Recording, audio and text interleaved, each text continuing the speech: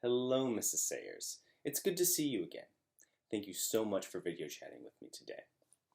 In today's session, I wanted to discuss what happened the other night at your performance and some of the issues that you've been dealing with recently, such as your hallucinations and your delusions. After that, we can discuss my diagnosis and the treatment plan I have in mind for you. Sound good? Wonderful. So, to begin, let's talk about your ballet company.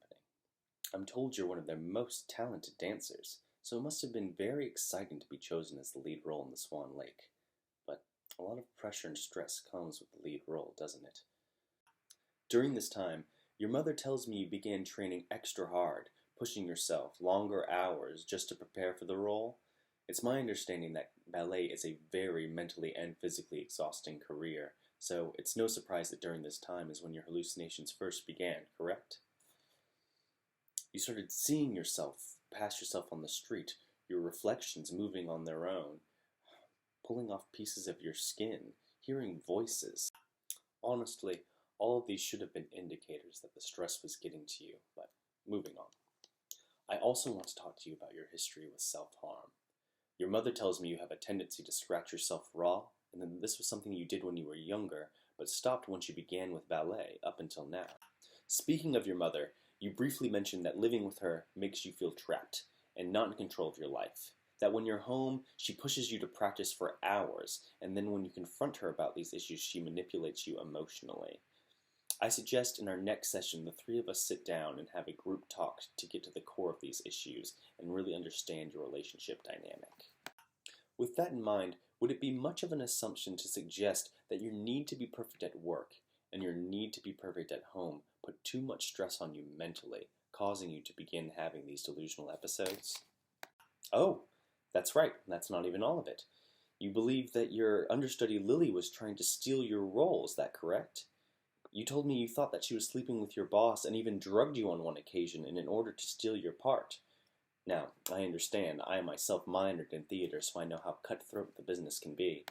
But what I gather from their statements, it seems like they both only care about you and your well-being. Without speaking to them both, it's hard for me to assess the situation. So, back to the topic at hand, the night of your performance.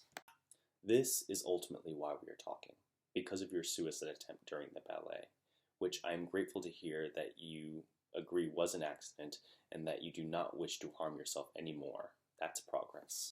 But before we move on, I want to go over with you what happened that night from your perspective. It was during the show, while you were on stage, that you believe that you truly changed into a black swan, correct? Then, while backstage, you told me you had a confrontation with your coworker Lily, resulting in you stabbing her and hiding her body.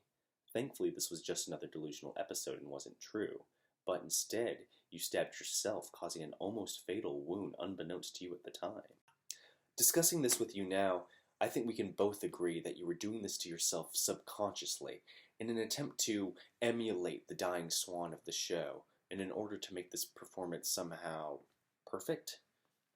But let me assure you that no show is ever worth taking your own life. Ever.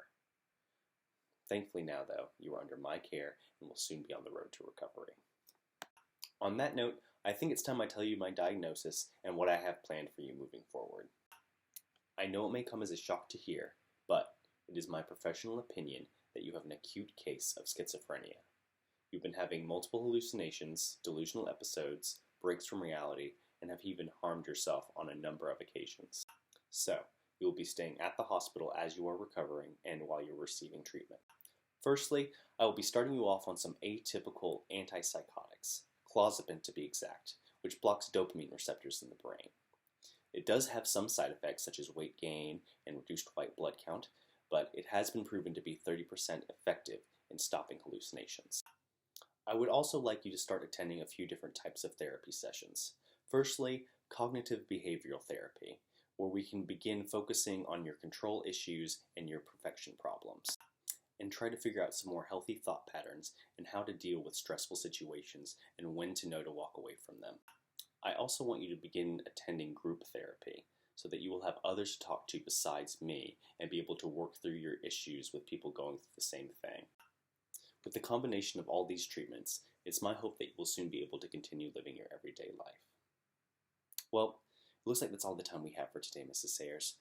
Thank you again, and I hope you have a lovely day. Goodbye.